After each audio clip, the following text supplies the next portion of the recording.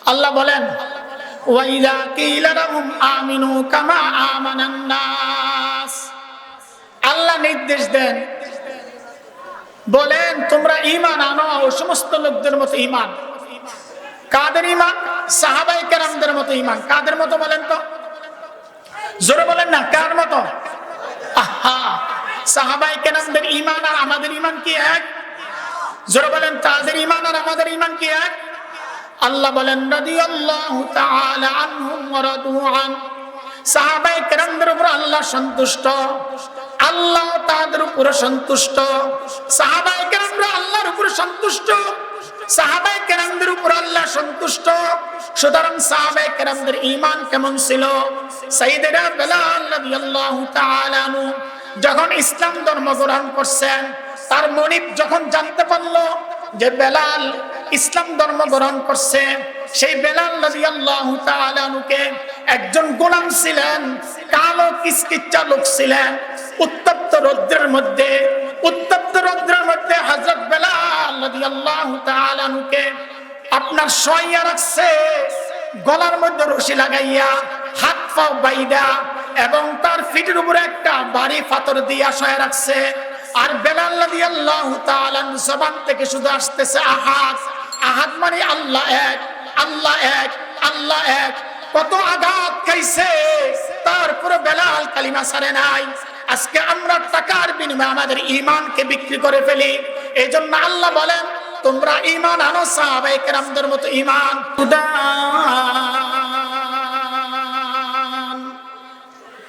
وفضل زمانا على زمان كما فضل مكانا على مكان وإنسانا على إنسان ونشهد أن لا إله إلا الله وحده لا شريك له لا ضد له ولا مثل له ولا مثال له ولا قبل له ولا بعد له ولا أوله ولا آخر له ونشهد أن سيدنا وسندنا ومحبوبنا وأحبابنا ومولانا محمدا عبده ورسوله صلى الله تعالى عليه وعلى آله وأصحابه وبارك وسلم تسليما كثيرا أما بعد فأعوذ بالله من الشيطان الرجيم بسم الله الرحمن الرحيم وإذا قيل لهم آمنوا كما آمن الناس قالوا ونؤمن كما آمن السفهاء ألا إنهم هم السفهاء ولكن لا يعلمون صدق الله العظيم وصدق رسوله النبي الكريم ونحن على ذلك من الشاهدين والشاكرين والحمد لله رب العالمين درود شریف پڑھی اللهم صل على محمد وعلى آل محمد كما صليت على إبراهيم وعلى آل إبراهيم إنك حميد مجيد اللهم بارك على محمد وعلى آل محمد كما باركت على إبراهيم وعلى آل إبراهيم إنك حميد مجيد لا إله إلا الله لا إله إلا الله لا إله إلا الله لا إله إلا الله লা ইলাহা ইল্লাল্লাহু মুহাম্মাদুর রাসূলুল্লাহ সাল্লাল্লাহু আলাইহি ওয়াসাল্লাম। কল্যাণপুর নতুন বাজার ব্যবসায়ী ও যুব সমাজের উদ্যোগে আজকের এই মাহফিলের সম্মানিত সভাপতি, আজকের মাহফিলের প্রধান অতিথি, যুগ শ্রেষ্ঠ আলেমী দ্বীন, যুগ শ্রেষ্ঠ বুজুর্গ হযরত মাওলানা হাফেজ অধ্যক্ষ ইউনুস সাহেব, পীর সাহেব খুলনা, এবং আজকের মাহফিলের বিশেষ অতিথি বিশিষ্ট আলেমী দ্বীন মারকাজুল ফয়জুল কোরআনের সম্মানিত মুহাদ্দিস জনাব হযরত মাওলানা মুফতি হাফেজ রহমতুল্লাহ, আজকের মাহফিলের অন্যান্য উলামায়ে কেরামগণ এবং আমার সামনে ইসলাম প্রিয় দরদি মুসলমান ভাইরা, সর্বপ্রথম আমরা মহান মালিকের দরবারে শুকর আদায় করি যে মহান মালিক আমাকে এবং আপনাকে এই ফিতনা ফাসাদের জামানায় বাছাই কইরা কইরা দ্বীনি একটা মজলিসে আসার তৌফিক দান করছেন। এই জন্য মন ভরে আল্লাহর দরবারে শুকর আদায় করে আলহামদুলিল্লাহ। মুসলমানদের আওয়াজে, মুসলমানদের আওয়াজে বলেন হয় নাই, আরো মুসলমানদের আওয়াজে বলেন। আরে আমরা তো বাস ওই ব্যক্তিদের উত্তরসূরি, আমরা শাহজালাল ইয়ামুনী রাহমাতুল্লাহর উত্তরসূরি।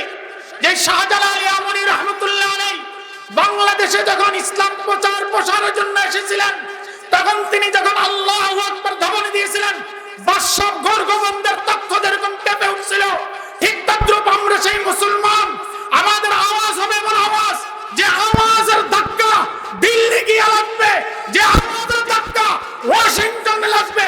সুতরাং আমাদের আওয়াজ মুসলমানদের আওয়াজ বলি আলহামদুলিল্লাহ, আরো জোরে বলি আলহামদুলিল্লাহ। মাঝে মধ্যে আওয়াজ জোরে দিতে হবে কিনা, জোরে বলেন তো, দিতে হবে কিনা?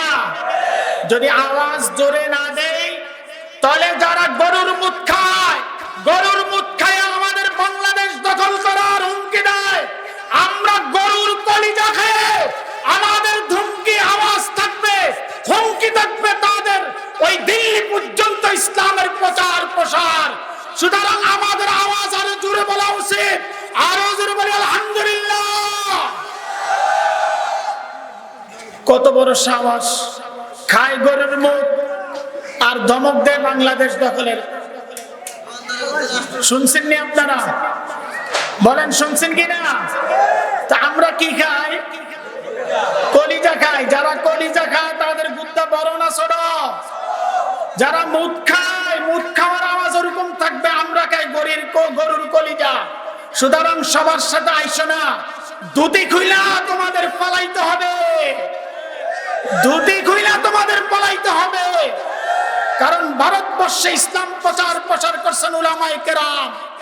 যেই ভারতবর্ষে আপনার 200 বছর রাজত্ব করে গেছে ইংলিশ ব্রিটিশরা, সেখানে রশিদ আহমদ গঙ্গুই রহমতুল্লাহ আলাইহির নেতৃত্বে, হোসেন আহমদ মাদানী রহমতুল্লাহ আলাইহির নেতৃত্বে ভারতবর্ষে ব্রিটিশ বিরোধী আন্দোলন সংশোধন করছিল। সুতরাং এই দেশে উলামায়ে কেরাম থাকতে, উলামায়ে কেরাম থাকতে, দাড়িওয়ালা টুপিওয়ালা এই ছোট্ট ছোট্ট বুড়ারা থাকতে তোমরা আমাদের বাংলাদেশ দখল করবা, তা হতে পারে না। আমাদের দেশের এক একজন বুইরা, আমাদের 16 কোটি মানুষ, 16 কোটি মানুষে আমাদের দেশের সেনা, প্রত্যেকটাই আমাদের প্রত্যেকটা কি এই দেশের সেনা। সুতরাং এই দেশের বিরুদ্ধে যারা ষড়যন্ত্র করবে তাদের দাঁত ভাঙা জবাব দেওয়া হবে ইনশাআল্লাহ। সম্মানিত উপস্থিতি, যেই ঘরে টাকার আদান প্রদান বেশি সেই ঘরে কার নজর বেশি? জোরে বলেন তো কার? যেই ঘরে টাকার আদান প্রদান বেশি সেই ঘরে কার নজর বেশি? যেই দেশে আমলের পরিবেশ বেশি সেই দেশে কার নজর বেশি? নাস্তিকদের নজর বেশি। কাদের নজর বেশি? হ্যাঁ, স্বামী স্ত্রী দুইজনে বিবাহ করছেন, দুইজনের মধ্যে মহব্বত, প্রেম ভালোবাসা, প্রেম ভালোবাসা থাকার কারণে দুইজনে চাকরি করে এসে দুইজনের মধ্যে এত প্রেম ভালোবাসা, সারা রাত্র আইসা ফুডুর ফুডুর কথাবার্তা বলে, চুরি করতে আসে কিন্তু সুযোগ পায় না। একদিন স্বামী স্ত্রী দুইজনের মধ্যে ঝগড়া, মশারি লটকানো নিয়ে, কি নিয়ে?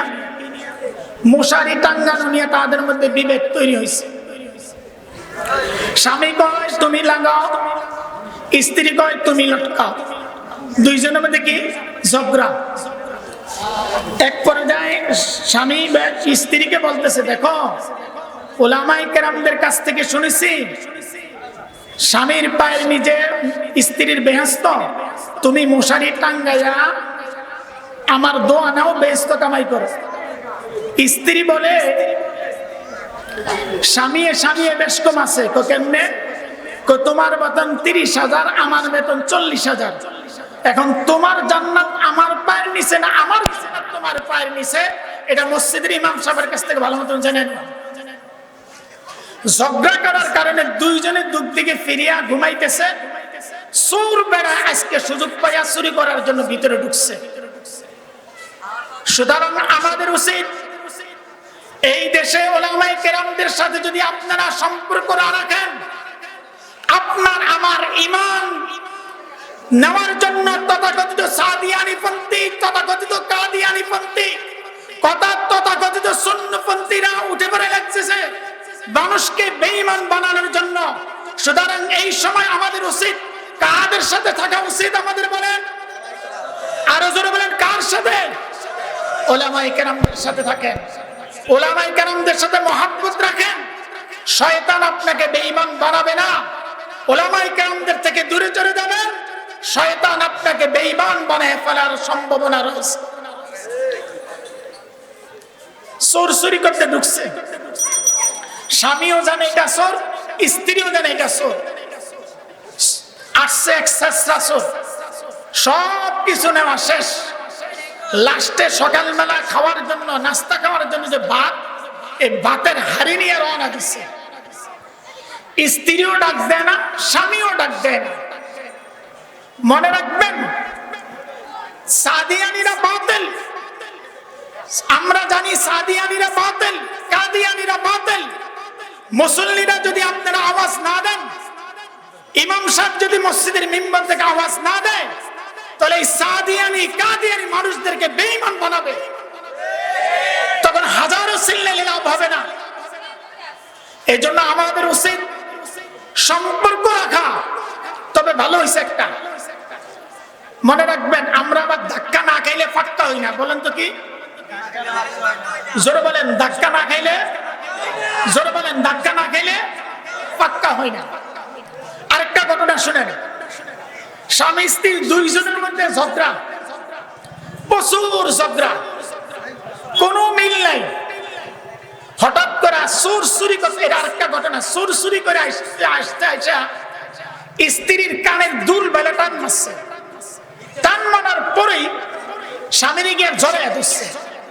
স্বামী বেড়া বেচারা স্ত্রীর এতদিন পরে পাওয়ার পরে মনে মনে বলতেছে, আল্লাহ, কত হুজুরের থেকে তাবি যাই না ব্যবহার করলাম, এরকম একদিনের জন্য অপেক্ষা ছিলাম। আজকে আমার স্ত্রী আমাকে যেইভাবে কুলু করে ধরছে, একবারে ফাঁসা করে ধরছে, আল্লাহ তুমি যদি এরকম সবসময় মৃত্যু পর্যন্ত আমার স্ত্রী যদি আমার এইভাবে কুলু করে রাখতো, তাহলে কত না মহব্বত, প্রেম, ভালোবাসা থাকতো। স্ত্রী কয়, আস্তে কথা বলো, আমি তোমার মহব্বতের কারণে, ভালোবাসার কারণে জড়াইয়া ধরি নাই।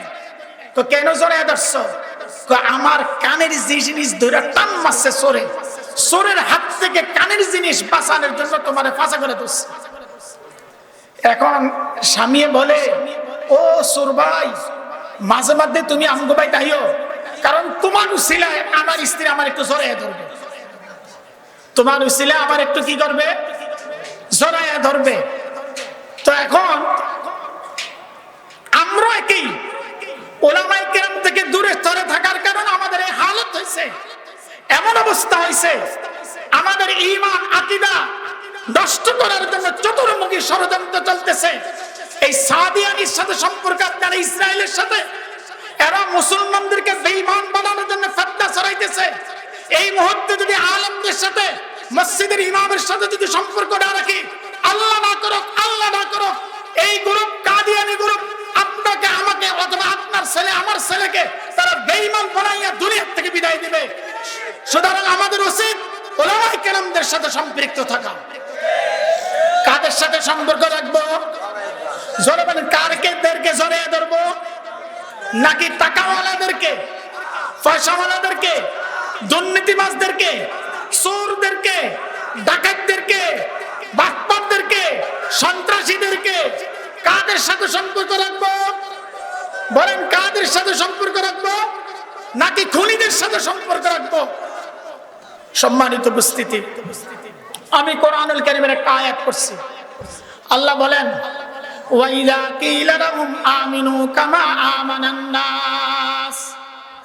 আল্লাহ নির্দেশ দেন, বলেন তোমরা ঈমান আনো ওই সমস্ত লোকদের মতো ঈমান। কাদের ঈমান? সাহাবায়ে কেরামদের মতো ঈমান। কাদের মতো বলেন তো? জোরে বলেন না, কার মতো? আহা, সাহাবায়ে কেরামদের ঈমান আর আমাদের ঈমান কি এক? জোরে বলেন, তাদের ঈমান আর আমাদের ঈমান কি এক? আল্লাহ বলেন, রাদিয়াল্লাহু তাআলা আনহুম ওয়া রাদু আন। সাহাবায়ে কেরামদের উপর আল্লাহ সন্তুষ্ট, আল্লাহ তাদের উপর সন্তুষ্ট। সাহাবায়ে কেরামরা আল্লাহর উপর সন্তুষ্ট, সাহাবায়ে কেরামদের উপর আল্লাহ সন্তুষ্ট। সুতরাং সাহাবায়ে কেরামদের ঈমান কেমন ছিল? সাইয়েদনা বেলাল রাদিয়াল্লাহু তাআলা আনহু যখন ইসলাম ধর্ম গ্রহণ করছেন, তার মনিব যখন জানতে পারলো যে বেলাল ইসলাম ধর্ম গ্রহণ করছে, সেই বেলাল রাদিয়াল্লাহু তাআলা আনহুকে একজন গোলাম ছিলেন, কালো কিচকিচা লোক ছিলেন, উত্তপ্ত রৌদ্রের মধ্যে হযরত বেলাল রাদিয়াল্লাহু তাআলা আনহুকে আপনার শোয়াইয়া রাখছে, গলার মধ্যে রশি লাগাইয়া, হাত পা বাইদা, এবং তার পিঠের উপরে একটা ভারী পাথর দিয়া শোয়া রাখছে। আর বেলাল রাদিয়াল্লাহু তাআলা জবান থেকে শুধু আসতেছে আহাদ। আহাদ মানে আল্লাহ এক, আল্লাহ এক, আল্লাহ এক। কত আঘাত খাইছে, তারপরে বেলাল কালিমা ছাড়ে নাই। আজকে আমরা টাকার বিনিময়ে আমাদের ঈমানকে বিক্রি করে ফেলি। এইজন্য আল্লাহ বলেন, তোমরা ঈমান আনো সাহাবায়ে কেরামদের মতো ঈমান। আজকে আমাদের ঈমান মজবুত না, আমাদের ঈমানের শক্তি নাই। আমাদের ঈমানকে মজবুত করতে হলো। আমাদের ঈমানকে যদি মজবুত করতে চাই, তাহলে আল্লাহ ওয়ালাদের সাথে সম্পর্ক রাখতে হবে, উলামায়ে কেরামদের সাথে সম্পর্ক রাখতে হবে। সাহাবায়ে কেরামগণ কেমন জীবন দিয়েছেন তারা দ্বীনের জন্য, ইসলাম ধর্মের জন্য। আল্লাহ তাআলা কোরআনুল কারীমের মধ্যে সূরা তাহরীমের মধ্যে 11 নম্বর আয়াতের মধ্যে হযরত আসিয়া রাদিয়াল্লাহু তাআলা আনহার একটা ঘটনা বলতেছেন। হযরত আসিয়া রাদিয়াল্লাহু তাআলা আনহা দ্বীনের জন্য, ইসলামের জন্য জীবন কিভাবে তিনি উৎসর্গ করছেন। তিনার এক বাদী, সেই বাদী কি করছিল, একবার মাথা চিরুনি দিয়া মাথার চুল আঁচড়াইতেছিল। হঠাৎ করে তার মাথার থেকে, হাতের থেকে চিরুনি পড়ে যায়। পড়ে যাওয়ার পরে বাদী বিসমিল্লাহ বলে চিরুনিটা উঠাইছে। এই কাজ ফেরাউনের পালিত কন্যা দেখে ফেলছে। কি কিরে? ফেরাউনের বাদী বলতেছে, আমাদের ঘরে কাজ করে দাসী, সেই দাসীর নাম দিয়া কেন আসলো বিসমিল্লাহ, এটা আবার কি? তখন দাসীকে জিজ্ঞাসা করতেছে ফেরাউনের মেয়ে, পালিত মেয়ে জিজ্ঞাসা করতেছে, এই কাজের মেয়ে, এই বুয়া, তুমি কেন বলছো বিসমিল্লাহ? বিসমিল্লাহ আবার এটা কি? তখন ওই দাসী, ফেরাউনের দাসী বলতেছে, বিসমিল্লাহ এমন এক আল্লাহর নামে আরম্ভ করছি যে আল্লাহ এক অদ্বিতীয়। তখন ফেরাউনের মেয়ে বলতেছে, আমার বাবা ফেরাউন ছাড়া কি আর কোন আল্লাহ আছে কিনা? ফেরাউনের দাসী বলতেছে, হ্যাঁ অবশ্যই আল্লাহ একজন আছে, তিনি তোমার আল্লাহ, আমারও আল্লাহ, তোমার বাবারও আল্লাহ, সমস্ত মাখলুকের খালেক। ফেরাউনের মেয়ে গিয়া তার বাবাকে বলতেছে, বাবা আমাদের কাজের মেয়ে কোন খোদার জানি নাম বইলা কে কি করতেছে, ইবাদত করতেছে। ফেরাউন তার দাসীকে ডাকলো, ডাইকা জিজ্ঞাসা করতেছে, এই তুমি কাকে ডাকছো? আমি আমার আল্লাহকে ডাকছি, যে আল্লাহ এক অদ্বিতীয়, তিনি ছাড়া আর কোনো মাবুদ নাই। তিনি আমাদেরকে লালন করেন, তিনি আমাদেরকে পালন করেন, তিনি আমাদেরকে রিজিক দেন, তিনি আমাদেরকে বাঁচায় রাখছেন, তিনি আমাদের আবার মৃত্যু দিবেন। বলেন আমাদের বাঁচানোর মালিক কে? জোরে বলেন, বাঁচানোর মালিক কে? আমাদেরকে বাঁচায় রাখছেন কে? জোরে মুসলমানদের আওয়াজে বলেন কে? আমাদের রিজিক দেন কে? আমাদের রিজিক দেওয়ার মালিক কে? কোন ব্যক্তি মানুষকে খাবার না, খাবানের মালিক কে? বলছেন আমি সব মানুষদেরকে খাবাই। খাবানের 16 কোটি মানুষের খাবানের মালিক কে? যে কেউ যদি বলে আমি এই 10 12 কোটি 16 কোটি মানুষকে খাবাই, এই কথাটা কি শিরিক না শিরিক না? বলেন বলেন শিরিক কি না? হ্যাঁ, তো আমাদের বিশ্বাস আমাদের খাবাই কে? ফেরাউনের মেয়ে। ফেরাউন যখন তার দাসীর কাছ থেকে শুনলেন, বলছে না এটার তো এমনি সারা যাবে না। দাসীকে বলতেছে, এই তোর ছেলে মেয়ে কয়জন? আমার বাচ্চা আছে কয়েকটা। তুই কি জানোস আমি এখন কি শাস্তি দিব? আপনি আমাকে যা শাস্তি দেন তা মেনে নিব, তবে আমি মাওলার কালিমা আমি ছাড়বো না, আমার আল্লাহর কালিমা আমি ছাড়বো না। ফেরাউন নির্দেশ দিল, আগুন জ্বালাও, চুলা তৈরি করো, বিশাল আকারের কড়াইয়া দাও, সেই কড়াইয়ের মধ্যে তেল দাও, উত্তপ্ত আগুনের মধ্যে উত্তপ্ত আকারে টকবক করে তেল জ্বলতেছে, টকবক করে ভাত যেরকম উত্তায়, ভাতের মান এরকম উত্তাইতেছে। আবার আরেক কিতাবের মধ্যে আছে আগুন জ্বালাইছে, আবার কোথায় আছে ভুক্ত করছে। তবে তেলের কড়াইয়া দিছে, এটার দ্বারাই সঠিক। তেলের কড়াইয়া যখন উত্তপ্ত হয়েছে, ওই দাসীর সামনে দাসীর ছেলেটাকে বলতেছে, দাসীকে উদ্দেশ্য করে বলতেছে, এ ফেরাউন বলতেছে, এই দাসী তুই যদি কালিমা না ছড়াস, তোর ছেলেকে উত্তপ্ত আগুনের মধ্যে আমি কি করব? এই উত্তপ্ত তেলের মধ্যে ছেড়ে দিব। দাসী বলতেছে, তুমি ছাড়ো, তারপর আমি আমার আল্লাহর কালিমা ছাড়বো না। হঠাৎ করে ফেরাউন করলো কি, তার একটা বাচ্চাকে কড়াইয়ের মধ্যে দিয়ে দিল। দিতে দেরি, তাফসীরের কিতাবের মধ্যে আছে মুহূর্তের মধ্যে তার মাংসটা আলাদা হয়ে হাড্ডিগুলো ভাইসা গেছে।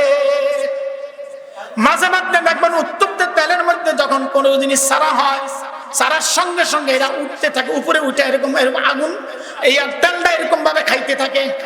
ঠিক তদ্রুপ ফেরাউনের দাসীর বাচ্চাটা মুহূর্তের মধ্যে হাড্ডিগুলো আলাদা হয়ে গেছে। আরেক বাচ্চাকে দিছে কি হালত, আরেক বাচ্চাকে দিছে কি হালত। সর্বশেষ দাসীকে যখন কি করা হলো, ওই উত্তপ্ত তেলের মধ্যে নিক্ষেপ করা হলো। নিক্ষেপ করতে দেরি, তার দেহ থেকে তার মাংসটা আলাদা হইয়া হাড্ডিগুলা তেলের উপরে বাসতে দেরি করে নাই। তারপরে সে আল্লাহর কালিমা ছাড়ে নাই। আল্লাহ বলেন, এদের পরে যেরকম ঈমান ছিল, আমাদের এরকম ঈমান মজবুত করা। আজকে ফিকির করে দেখি আমাদের ঈমান এরকম আছে কিনা। আমাদের ঈমান তেমন নাই। এই ঘটনা ঘটাইয়া ফেরাউন তার স্ত্রীর কাছে, আসিয়ার কাছে গেছে, গিয়া বুক ফোলাইয়া বলতেছে, জানুনি আমি কি কাজ করছি? ফেরাউনের স্ত্রী আসিয়া বলেন, কি কাজ করছেন আপনি?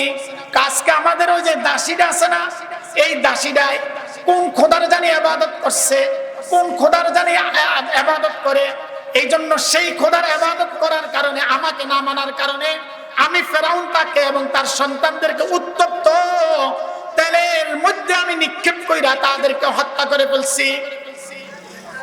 ফেরাউনের স্ত্রী আসিয়া বলে, সত্যি নাকি গো? সত্যি। ফেরাউনের স্ত্রী হাসা দিছেন। তুমি হাসলা কেন? আমি এই জন্য হাসছি, আমি দেখতেছি এই আমাদের এই দাসীর রূহটা নেওয়ার জন্য একজন নয়, দুইজন নয়, শত শত নয়, হাজার হাজার আসমানের ফেরেশতারা তার রূহটা নেওয়ার জন্য উপস্থিত হয়ে গেছে। আরো আসতে বলেন সুবহানাল্লাহ। ফেরেশতা কয়জন আইছে? বলেন কয়জন আইছে? হাজার হাজার। একই দাসী নাকি কোন প্রেসিডেন্ট? কোন বলেন, প্রেসিডেন্ট নাকি দাসী? একজন দাসীর রূহ নেওয়ার জন্য হাজার হাজার ফেরেশতা আইছে। সুতরাং প্রেসিডেন্ট, প্রধানমন্ত্রীর দাম নয়, প্রেসিডেন্টের দাম নয়, দাম হলো ঈমানওয়ালার দাম। আল্লাহর কাছে কার দাম বেশি? ঈমানওয়ালার, আমলওয়ালার দাম বেশি। আজকে আমাদের আমলের কোনো খবর নাই, ঈমানের কোনো খবর নাই। আমরা আছি ক্ষমতা নিয়ে। কথা ঠিক কিনা? জোরে বলেন তো, জোরে বলেন তো, কি নিয়ে? হ্যাঁ, ক্ষমতাওয়ালারা কি করবে জানেননি? বলবে হালাকান্নি সুলতানিয়া, হায় হায় হায় আফসোস, আমার রাজত্ব গেল কোথায়, আমার ক্ষমতা গেল কোথায়, আমার প্রেসিডেন্টগিরি গেল কোথায়, আমার প্রধানমন্ত্রী গেল কোথায়। আফসোস করবে, হায় হায় এগুলা গেল তো। আর টাকাওয়ালারা বলবে হালাকান্নি মালিয়া, আমার মাল গেল কোথায়, আমার 5 তলা বিল্ডিং গেল কোথায়, 10 তলা বিল্ডিং গেল কোথায়, আমার ব্যবসা গেল কোথায়, আমার শিল্পাঞ্চল গেল কোথায়, আমার চাকরি গেল কোথায়, আমার নেতাগিরি গেল কোথায়। এগুলা তখন বলবে হায় হায় এগুলা গেল কই। তখন ফেরাউনের স্ত্রীর কাছ থেকে ফেরাউন যখন এই কথা শুনলো, ফেরাউনের তো মেজাজ আরো গরম হচ্ছে। আচ্ছা তুমি বলতেছে এটা হ্যাঁ, তাহলে কি তুমি আমাকে বিশ্বাস করো না? ফেরাউনের স্ত্রী বলে যে না, আমি তো ওই দাসীর আল্লাহর গোলামগিরি করি, আমাদের কাজের মেয়ে যে আল্লাহর ইবাদত করে, আমি আসিয়া ওই আল্লাহর ইবাদত করি। ফেরাউনের মেজাজ খুব গরম হয়ে গেছে। মুহূর্তের মধ্যে তার মন্ত্রী পরিষদের মধ্যে সবচেয়ে খারাপ মন্ত্রী যেটা, হামানকে ডাকলো। ও হামান দোস্ত, তাড়াতাড়ি আয়, আমার রাজপ্রাসাদে আয়, আমার ভবনে আসো, আমার বিল্ডিং এ আসো। অফিসে আসো কেন? আমার স্ত্রী আমার বিরোধিতা করতেছে। কে বিরোধিতা করতেছে? স্ত্রী। নাম কি? হামান। তার নাম কি? হামান।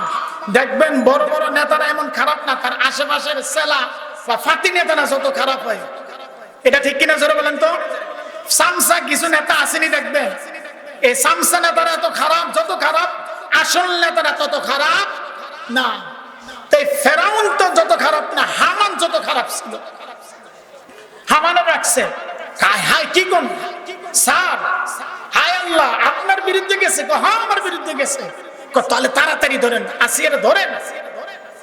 হামানের কথা শুনে ফেরাউন করলো কি, তার স্ত্রীকে কি করলো, হাতে বাঁধলো, হাত বাঁধলো, রশি বাঁধলো, হাত বাঁধলো রশি দিয়া, এবং হাত বাঁধলো, পা বাঁধলো রশি দিয়া।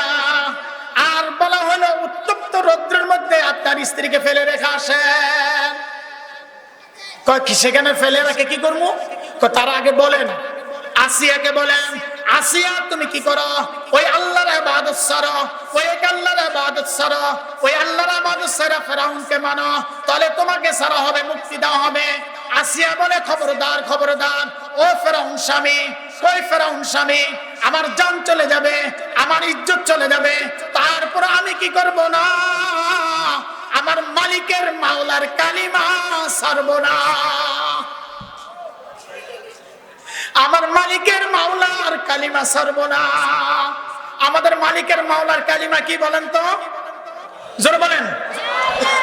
লা ইলাহা ইল্লাল্লাহু মুহাম্মাদুর রাসূলুল্লাহ। আল্লাহর নবী বলেন, কেউ যদি এই কালিমা পড়ে মৃত্যুবরণ করতে দেরি, ফাদাখালাল জান্নাহ, আল্লাহ তাআলা তাকে জান্নাত দিতে দেরি করেন না। লা ইলাহা ইল্লাল্লাহ পড়ব তো বেশি করে বলেন, লা ইলাহা ইল্লাল্লাহ পড়ব তো। আল্লাহ আমাদের মৃত্যুর সময় প্রত্যেকের সর্বশেষ কালিমা লা ইলাহা ইল্লাল্লাহ বলে মৃত্যুবরণ করার তৌফিক দান করুক। আরো আসতে বলেন আমিন। ফেরাউন হামানের পরামর্শ মাইনা নিজের স্ত্রীকে কি করলো, হাত পায়ের মধ্যে রশি বাইধা উত্তপ্ত ময়দানের মধ্যে নিয়া, তখন ফেরাউন তার স্ত্রীকে বলতেছে, কানে কানে বলতেছে, দেখো তুমি আমার বিবি। যেই ফেরাউনের স্ত্রী কোনোদিন কি করে নাই, খালি পায়ে মাটির মধ্যে পাড়া দেয় নাই, তার চতুর্দিকে সবসময় কাজের লোক থাকতো। যেই ফেরাউনের স্ত্রী একজন শাহজাদি ছিল, আরেকজনের শাহজাদি ছিল, এবং একজনের রাজকন্যা ছিল, আবার একজন প্রেসিডেন্টের স্ত্রী ছিল। তারপরে যখন একমাত্র ঈমান বানার কারণে, আল্লাহর উপর বিশ্বাস করার কারণে ফেরাউনের স্ত্রীকে যখন উত্তপ্ত ময়দানের মধ্যে নিয়ে যখন তাকে বলল কালিমা ছাড়ো, ফেরাউনের স্ত্রী বলে আমি কালিমা ছাড়বো না। হঠাৎ করে আবার হামানকে পরামর্শ চাইলো, এ ভাই হামান, দুস্থ হামান, বলো তো দেখি এখন কি করব আমার স্ত্রীকে? এক কাজ করেন, বেলেট দিয়া আপনার স্ত্রীর আসিয়ার চামড়াগুলো উঠে ফেলেন। চিন্তা ফিকির করে দেখেন, রাত্রে শুয়ে একটু চিন্তা ফিকির করেন। ঈমান আনার কারণে ফেরাউন করলো কি, তার স্ত্রীর চামড়াটাকে দেহ থেকে আস্তে আস্তে বেলেট দিয়া এইভাবে সিরা এইভাবে কি করে ফেলে, আলাদা করে ফেললো। চামড়া থেকে, দেহ থেকে চামড়াটা একবারে সব আস্তে আস্তে বেলেট দিয়ে এইভাবে কেটে কেটে আলাদা করছে। এখন ফেরাউনের স্ত্রী কি নিয়ে ফেরাউন বলতেছে, এখন তুমি করো, এই মুহূর্তে যদি তুমি কালিমা ছাড়ো, আমার উপরে আমারে খোদা মানো, তাহলে আমি ফেরাউন তোমাকে ছেড়ে দিব। ফেরাউনের স্ত্রী বলে যে না না না, আমি আল্লাহ, এমন একটা আল্লাহর ইবাদত করি, এই আল্লাহর ইবাদত করে এমন মজা পাইছি যে মজা অন্য পৃথিবীর অন্য কোন প্রসাদের মধ্যে এরকম কোন স্বাদ নাই। সত্যিকার যারা নামাজি, নামাজ পড়া যে স্বাদ পায়, সত্যিকার যারা যাকিরিন জিকির করে যাতে স্বাদ পায়, সত্যিকার যারা কোরআন তেলাওয়াতকারী কোরআন তেলাওয়াত করে যে স্বাদ পায়, পৃথিবীর অন্য কোন কাজের মধ্যে এত স্বাদ পায় না। কথা ঠিক কিনা জোরে বলেন তো, আরো জোরে বলেন, কথা ঠিক কিনা? দেখবেন মাঝে মাঝে যখন গল্প গুজবের মধ্যে থাকেন, নামাজ যদি না পড়তে পারেন, চিন্তা এই অনেক গল্পে আসলাম, নামাজটা বলতে পারলাম না। আর যখন নামাজ পড়ে ফেলেন তখন মনের মধ্যে এত স্বাদ তৃপ্তি লাগা, এছাড়া নামাজটা পড়ে লেছে আজকে তাড়াতাড়ি করে, এরকম লাগে কিনা জোরে বলেন তো, লাগে কিনা? ঠিক তদ্রুপ ফেরাউনের স্ত্রী আসিয়া কালিমার মধ্যে যে স্বাদ পাইছে, যে মজা পাইছে, ফেরাউন তো তার ক্ষমতার মধ্যে মজা পাইছে। ফেরাউন কিসের মধ্যে মজা পাইছে বলেন? ফেরাউন কিসের মধ্যে মজা পাইছে? ফেরাউন মার্কা অসংখ্য লোক আছে যারা মানুষকে গুম কইরা খুন করে যেই মজা পাইছে ক্ষমতা থাকার জন্য, আর অসংখ্য মানুষ আছে যারা গুমের মধ্যে গিয়ে অত্যাচারিত হইয়া আল্লাহর ইবাদত করে তার চাইতে বেশি মজা পাইছে। কথা ঠিক কিনা জোরে বলেন তো? ফেরাউনের স্ত্রী যখন এই কথা বলল, এখন কি করলো ফেরাউন? আবার তার স্ত্রী হামানের কাছে পরামর্শ ছিল, এখন কি করা যায়? আল্লাহ বলেন কোরআনের মধ্যে, ফেরাউন করলো কি, তার স্ত্রীর ডান হাতের মধ্যে লোহার নয় কাঠের ফেরাক মারলো, বাম হাতে কাঠের ফেরাক, এমনকি তার দুই পায়ে কাঠের ফেরাক, এইভাবে ফেরাক মাইরা বুকের উপরে আপনার পাথর দিয়া চান্নাটা আলাদা কইরা ফেরাউনের স্ত্রীকে বলতেছে, ফেরাউন বলতেছে, এ আমার স্ত্রী, ও গো স্ত্রী, তুমি কি করো? এখনো তুমি কালিমা ছাড়ো, তাহলে আমি তোমাকে ছেড়ে দিব। ফেরাউনের স্ত্রী আস্তে আস্তে বলতেছে যে না, আমি আল্লাহর কাছে তিনটা জিনিস চাইছি। তিনি কি করলেন? এখন আর কি করেন না, হাইসে দিয়ে বলতেন আমি তিনটা জিনিস, কি জিনিস চাইছ? ফেরাউন জিজ্ঞাসা করে, তুমি কোন তিনটা জিনিস আল্লাহর কাছে চাইছ? তো আমি আল্লাহর কাছে চাইছি রব্বিল লি বাইতান, আল্লাহ তুমি আমাকে একটা জান্নাতের মধ্যে বাড়ি দিও। আয় আল্লাহ তুমি আমাকে ফেরাউনের অত্যাচার থেকে মুক্তি দিও। আয় আল্লাহ তুমি এই বাহিনী থেকে, জালেমদের জুলুম থেকে হেফাজত করো। আল্লাহ আমার দোয়া কবুল করছেন, আমি দেখতেছি আল্লাহ আমার জন্য জান্নাতের মধ্যে যে বাড়িটা রাখছেন ওই বাড়ির দিকে তাকাইতেছি, আর আমি কি করতেছি? এই জন্য হাসতেছি। চামড়া উঠে ফেলছে, বেলেট দিয়ে কাইটা ফেলছে, তারপর ফেরাউনের স্ত্রী কি করেন নাই? কালিমা ছাড়েন নাই। ওই মুহূর্তে ওই জায়গায় তিনি শাহাদাত বরণ করছেন। এই জন্য আল্লাহ বলেন, তোমরা ঈমান আনো সমস্ত লোকদের মতো ঈমান, যারা ঈমান ইসলামের জন্য জীবন উৎসর্গ করছে। যেমন সাহাবায়ে কেরামদের মধ্যে হযরত খুবাইব রাদিয়াল্লাহু তাআলা আনহু, তিনাকে গ্রেফতার করে নেওয়া হলো। আচ্ছা বলেন তো দেখি, আমাদের দেশে মানুষ যখন ফাঁসির কাস্টে ঝুলে, ফাঁসির কাস্টে যাওয়ার, যখন ফাঁসির কাস্টে ঝুলবে, এই মুহূর্তে অনেক আসামি কয় রাকাত নামাজ পড়ে? বলেন কয় রাকাত? এই নামাজটা কোথা থেকে আসছে এটা আপনাদের জানার দরকার আছে কিনা? পৃথিবীর মধ্যে সর্বপ্রথম কে শুরু করলেন? কোন সাহাবী? হযরত খুবাইব রাদিয়াল্লাহু তাআলা। উনি সহকারে মোট 10 জন সাহাবীকে নবীজি প্রেরণ করছেন। কোন এক এলাকায় কাফের মুশরিকরা তীরন্দাজ করে, বুখারী শরীফের হাদিস 3045 নম্বর হাদিসের মধ্যে আছে, লম্বা ঘটনা। তিনাকে কি করা হলো? ওনাদেরকে 7 জনকে শাহাদাত করে দিল। শহীদ করে দেওয়ার পরে বাকি রয়েছে 3 জন। 3 জনের মধ্যে হযরত খুবাইব রাদিয়াল্লাহু তাআলা একজন, আরেকজন হলো হযরত আসম রাদিয়াল্লাহু তাআলা, আরেকজন সাহাবী। তো হযরত খুবাইব রাদিয়াল্লাহু তাআলা কে যখন গ্রেফতার করা মুশরিকরা নিয়ে আসার পরে যেই দিন তিনাকে ফাঁসির কাস্টে ঝুলাবে, ওই জায়গায় নেওয়ার সময় আরে এলাকার মাঝখানে দিয়ে নিয়ে যাইতেছে, আর কাফের মুশরিকদের ছেলেরা চিল্লাইতেছে শুধু, এই একটা মুসলমানদেরকে ফাঁসি দিছে। ফাঁসি দেওয়ার পরে তাদের লাশ নিয়ে যখন যাইতেছিল, তখন সেই অ্যাম্বুলেন্সের মধ্যে আপনার জুতা নিক্ষেপ করা হয়েছিল কিনা? জোরে বলেন তো, জোরে হয়েছিল কিনা? আল্লাহ কি বিচার করবেন না? বলেন আল্লাহ কি বিচার করবেন না? তো খুবাইব রাদিয়াল্লাহু তাআলা মাথা নিচমি দিয়ে যাইতেছেন। গিয়া দেখেন ফাঁসির কাষ্ঠ বানানো হয়েছে। ফাঁসির কাষ্ঠ বানানোর সময় পরে কাফের হারিসের পুত্ররা তার বাবাকে হত্যা করছে।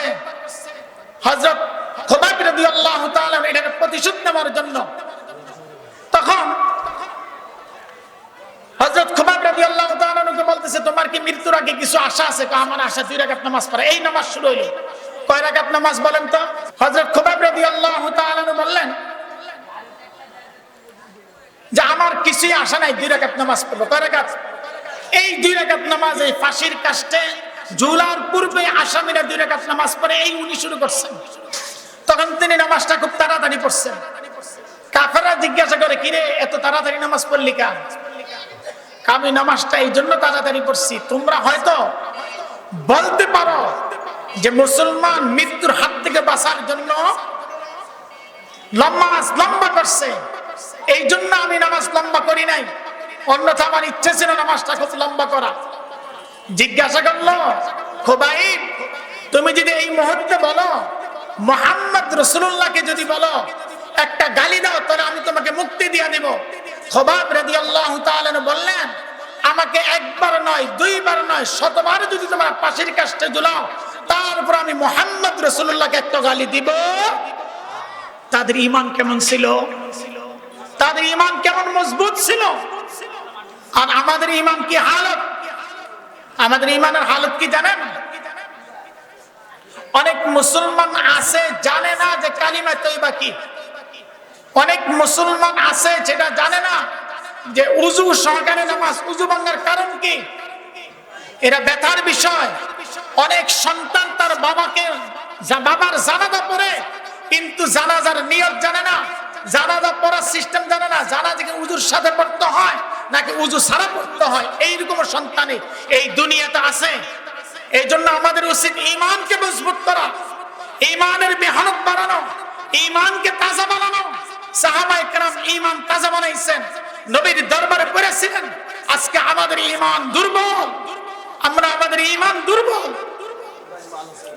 অতএব আমাদের উচিত এই মুহূর্তে আমাদের ঈমানকে তাজা বানাইতে হবে।